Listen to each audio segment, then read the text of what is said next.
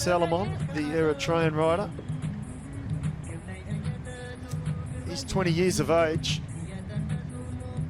He won his national tour of Eritrea this year. And he's won 4 stages of the Tour de Faso in 2016. Interesting, if you're watching cycling for the first time, joining us today, and you're thinking, gee, Eritrea, didn't know they were a big cycling nation. Well, I can tell you they are, and they have been for years. They've really only just shot to prominence in the recent years, and I keep mentioning they rewrote the history books in the last few years, having a couple of riders ride the Tour de France for the first time. But cycling in Eritrea is like a religion. That is what the locals say. And they are really churning out some talent. And they've been very active in the this year's race. They lost 3 riders to a nasty crash on stage 1, and all 3 had to withdraw. So that was a real shame. But they've still got 3 riders left in the race. And Daniel Herb Michael, who I mentioned just before, this is his first race outside of Eritrea, in fact. He's probably been in 3 breakaways already.